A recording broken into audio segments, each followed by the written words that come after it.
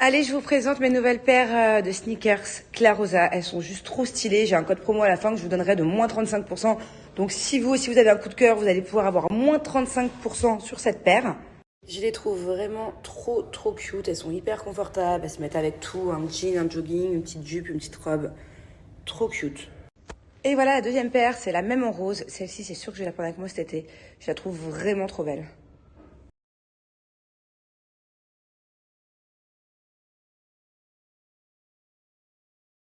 N'hésitez pas à télécharger l'application Clarosa, voilà, c'est un peu nouveau, enfin ça a moins d'1 an. C'est hyper pratique pour se balader, pour faire son petit shopping. Il faut savoir que sur l'application ou sur le site internet, il y a une tonne de choix, une tonne de nouveautés tout le temps, tout le temps. Aussi bien en chaussures d'été, en chaussures d'hiver, en mi-saison.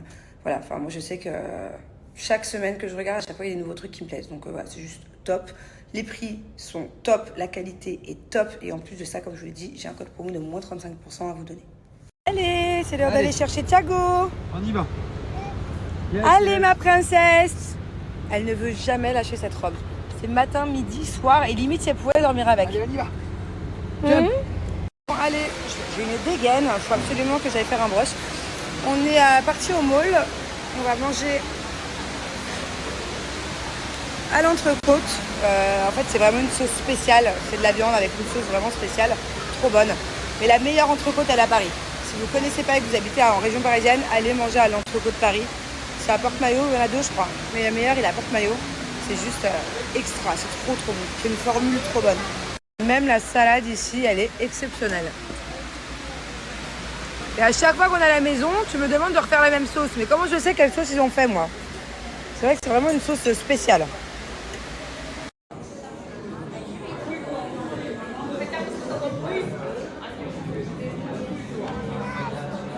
Mes amours, je vous en ai déjà parlé.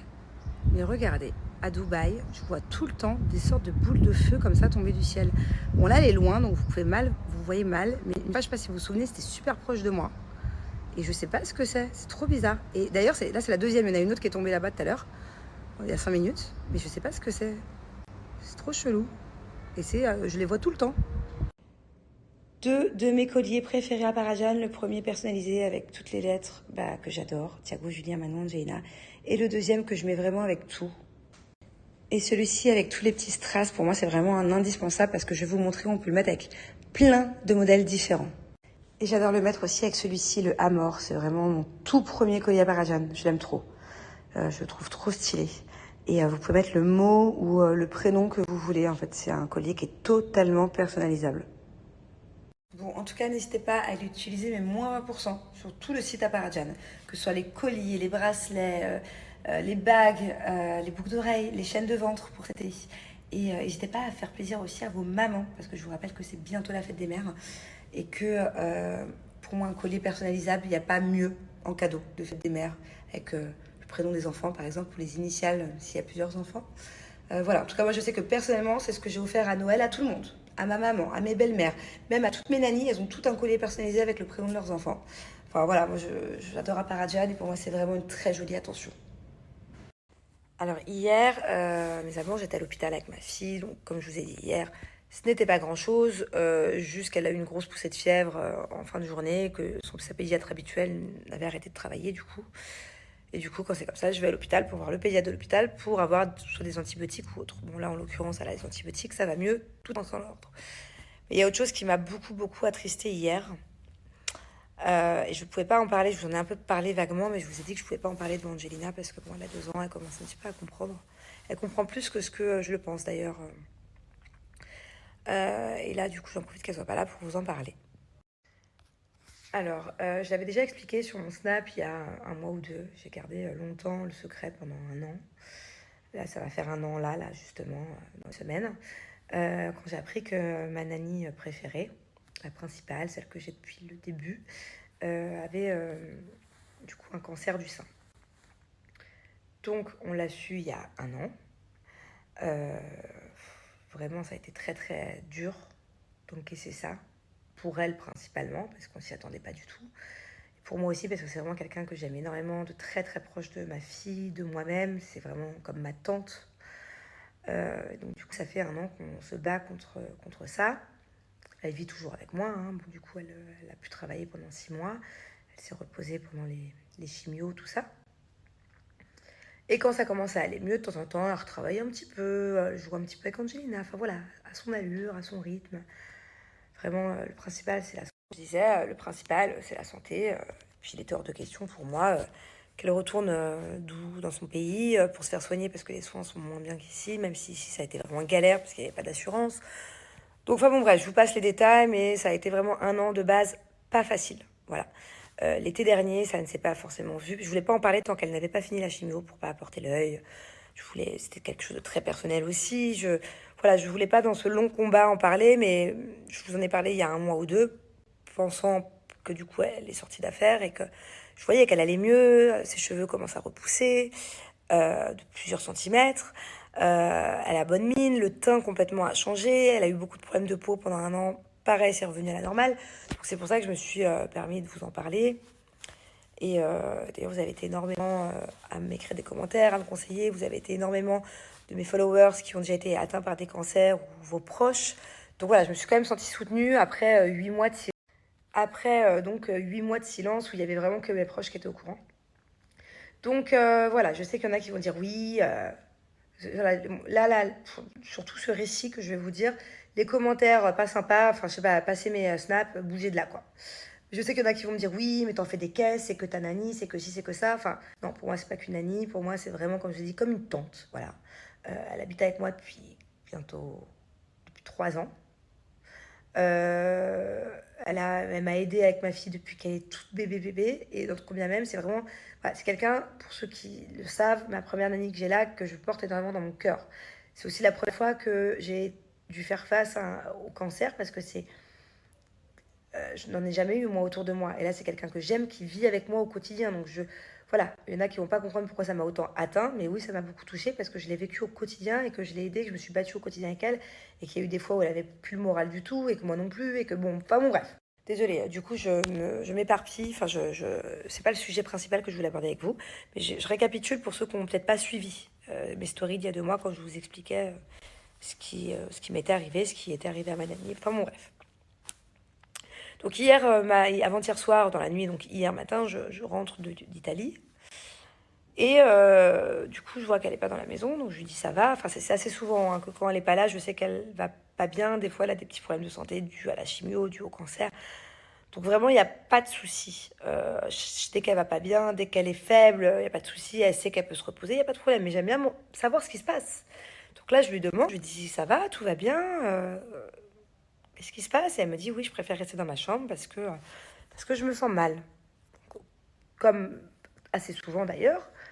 Donc du coup, je tilte pas. En fait, pour moi, elle a comme d'habitude. Et plus tard dans la journée, du coup, je la croise.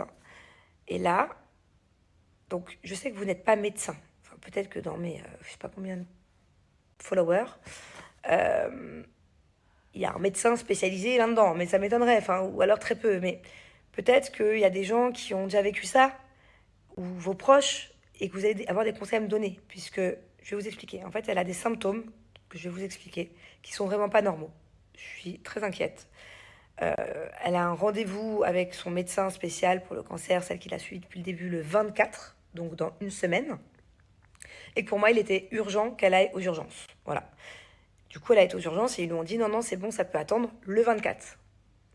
Sauf que je suis assez paniquée parce que les symptômes sont quand même assez importants. Donc, est-ce que si vous avez eu des proches autour de vous, est-ce que si vous avez déjà vécu un cancer du sein, parce que je sais que la première fois que j'en ai parlé, vous étiez beaucoup à avoir été touchés par ça, est-ce que vous avez des conseils ou des choses à me dire à ce sujet-là? Parce que moi, je ne m'y connais pas du tout et que je m'inquiète et que ça me saoule d'attendre jusqu'au 24 en fait. Et que le docteur a dit, enfin pas le docteur, mais l'infirmière qu'elle a vue hier, du coup, aux urgences, a dit non, c'est bon, vous avez rendez-vous avec le docteur le 24, vous ferez un check de tout le 24. Voilà. Donc je vous explique. En fait, hier, du coup, elle me dit, madame, j'ai mal à la tête. Bon, ça c'est souvent, donc je m'inquiète pas quand c'est comme ça. Et elle me dit, j'ai un problème, j'ai des trous de mémoire. Je dis, mais comment ça? Et elle me dit, pourtant c'est quelqu'un de très lucide, de très intelligente, qui sait à chaque fois ce qu'elle dit. Enfin, voilà. Et là, je vois quand je lui parle que c'est pas vraiment la même personne à qui je parle. Pourtant, je la connais bien et je vois qu'elle est un peu tourmentée. Je vois qu'elle peine un petit peu à me parler. qu'elle cherche ses mots, qu'en pleine explication de quelque chose de simple pourtant, parce que je lui demande des trucs par rapport à d'autres rendez-vous qu'elle a médicaux. On connaît le planning par cœur, je veux dire, elle et moi, on sait tous les trucs. Et là, je vois qu'elle cherche ses mots, comme des trous de mémoire, et puis elle revient, et puis elle me dit, madame, je sais pas de quoi je vous parlais, là, j'oublie, en fait. Et en fait, elle m'explique, tant bien que mal, qu'elle a des trous de mémoire depuis 8 jours à peu près, depuis avant que je parte en Italie. Elle me dit, c'est comme la veille que vous êtes parti en Italie, vous m'avez demandé quelque chose et j'ai oublié au bout de 5 minutes ce que vous m'avez demandé. Bon, je me dis, c'est bizarre, mais en plus que son discours soit bizarre, alors que c'est quelqu'un de lucide normalement, là, je vois qu'elle est un peu perdue quand elle me parle, je vois à son visage et à son expression des yeux qu'elle est différente. J'ai l'impression de parler avec quelqu'un qui est un peu... elle est là, mais elle n'est pas là, quoi. Et en pleine explication, d'un seul coup, elle me dit de quoi on parlait déjà. Je viens d'oublier. Et en fait, je vois qu'elle est gênée devant moi, alors qu'il n'y a pas de quoi. Enfin, on a passé des étapes. Elle est gênée devant moi de perdre ses moyens, de perdre ses mots. Et je vois qu'elle est vraiment, ça la contrarie, ça la frustre de ne pas aller jusqu'au bout de ses pensées. Mais je me dis, comment c'est possible d'avoir des trous de mémoire comme ça? Limite, ça me fait penser un peu à ma grand-mère qui a 85 ans. Je comprends pas, là. À ce moment-là, je suis un peu déboussolée moi aussi. Donc, je lui dis, écoute, c'est pas grave. Va te reposer. Demain, en parlant de ce matin, on va aller aux urgences. Et puis, on va aller en parler au docteur. Mais c'est pas normal, quoi. C'est pas normal que tu oublies ce que tu veux dire, que tu oublies des choses. C'est pas normal. Que tu oublies même ce que tu as oublié de me dire. Bref. Et en plus de ça, elle m'explique aussi que depuis à peu près le même nombre de temps, une semaine, 10 jours... Des fois, elle a très mal à la jambe gauche. Sa jambe est paralysée. Donc, quand elle se rend à des rendez-vous médicaux, parce que sinon elle ne sort pas, et des fois, elle n'arrive plus à avancer, elle n'arrive plus à marcher, parce que sa jambe est complètement paralysée. Donc, je me dis, ça fait beaucoup là. Ça fait 8 jours qu'elle a des trous de mémoire sur des choses importantes.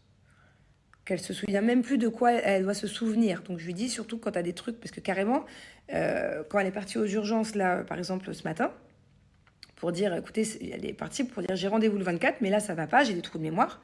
Et ben elle a oublié ce qu'elle devait dire. C'est-à-dire qu'elle m'a expliqué qu'il y avait la moitié qu'elle a oublié ce qu'elle devait dire. Bref.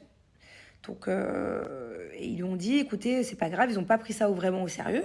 Ils lui ont dit, c'est pas grave, ça peut attendre les 24. Bon. Mais comment c'est possible qu'aussi rapidement, en seulement 8 jours, c'est pas un symptôme qui s'est petit à petit dégradé. Moi, quand je suis partie en Italie, elle était normale. Apparemment, ça date de la veille de mon départ, donc j'ai pas remarqué. Mais là, je trouve qu'il y a un souci, quoi. Donc, est-ce que c'est possible, au cas où vous ayez l'expérience, parce que du coup, je suis obligée d'attendre le 24 pour avoir des réponses à ma question, vu que le docteur ne peut pas l'avoir avant et qu'apparemment, ce n'est pas un cas urgent, alors que pour moi, c'est une urgence. Est-ce que ça a un rapport avec la chimio, avec le cancer du sein? Pourquoi d'un seul coup, il n'y a plus de trouble de mémoire totale? Paralysie de la jambe? Voilà, j'ai lu sur internet, quand je googlise, je préfère pas lire ce qu'il y a sur internet, parce qu'en plus généralement moi quand je lis sur internet, je m'inquiète x10, parce que voilà, c'est toujours le pire, tu lis toujours le pire. Apparemment quand tu as un cancer, d'après Google, hein, quand tu as un cancer du sein, ou peu importe où, il y a des chances que ça se généralise et que ça monte au cerveau, à la tête, au niveau de la nuque derrière, là, je sais pas trop comment on appelle ça. Donc, est-ce que, j'espère pas que ce soit ça, mais les symptômes, quand je les écris sur Google, ça m'inquiète. Est-ce que c'est un médicament qu'elle prend, qu'elle tolère mal, qui peuvent lui apporter ça? Mais le problème, c'est qu'en ce moment même, elle ne prend pas de médicaments. C'est que avant, après la chimio. Donc bref, il n'y a pas de raison, en fait. Je vois pas de... Je comprends pas. Et pour moi, c'est une urgence. Et apparemment, pour les urgences, ce n'est pas une urgence. Et du coup, je lui ai dit hier d'aller se reposer. Et j'ai parlé avec mes autres nannies. Je leur ai demandé si elles avaient remarqué quelque chose, vu que je n'étais pas là, j'étais en Italie. Effectivement, j'ai une de mes nannies qui m'a dit qu'en fait, elle est partie il y a une semaine à un rendez-vous médical précis. Donc d'habitude, elle sait où elle va. Elle connaît l'hôpital par cœur. Elle y a passé 1 an. Elle connaît les différents services. Elle connaît tout. Et là, apparemment, elle est arrivée à l'hôpital il y a quelques jours. Je n'étais pas là. Une fois à l'hôpital, elle a complètement oublié où est-ce qu'elle avait rendez-vous, avec qui. Du coup, elle a fait tous les services, elle a un peu tourné dans le rond dans l'hôpital à la recherche de son rendez-vous, en ayant oublié son rendez-vous. Et au final, bah, elle a tellement tourné, marché, cherché, sans trouver son rendez-vous qu'elle avait oublié, qu'elle a eu la jambe paralysée. Et que du coup, elle est rentrée à la maison sans avoir été au rendez-vous. Bon, donc voilà, je pense pas que je sois folle. Je pense que j'ai vraiment des raisons de m'inquiéter, au point d'aller à un endroit et de ne pas se souvenir une fois que tu es à l'endroit où ce que tu dois faire. Je pense qu'il y a un souci, quoi. Donc, le problème, c'est que les urgences du service hospitalier où elle a l'habitude d'aller, ils nous ont dit on attend le 24 et que je peux pas être dans un autre hôpital. Parce que c'est un dossier épais de je sais pas, 500 pages, de trucs de chimio, de machin. Je peux pas arriver dans n'importe quelle urgence et dire ouh, ouais, voilà, c'est avec mon anglais. Enfin, c'est compliqué, quoi. C'est toujours le même docteur, c'est toujours le même service. Enfin bon, bref, voilà. Donc c'est vrai que je suis un peu inquiète quand même depuis quelques jours, enfin depuis hier. Et ça me contrarie beaucoup. Je vous explique, notre table, elle veut rien dire. Donc là, on a des pâtes. Ok, à la base, je voulais faire des pâtes champignons, milanaise à la crème, sauf qu'on n'a plus de crème, donc c'est génial. La milanaise, elle est énorme. Heureusement que j'ai prise pour 2, à me partager avec Doudette, parce que c'est pour 4. On a une pastilla marocaine pour Julien, de la semoule, petit feuilleté chicken mozzarella, des patates. Bon, Doudette, tu prends quoi?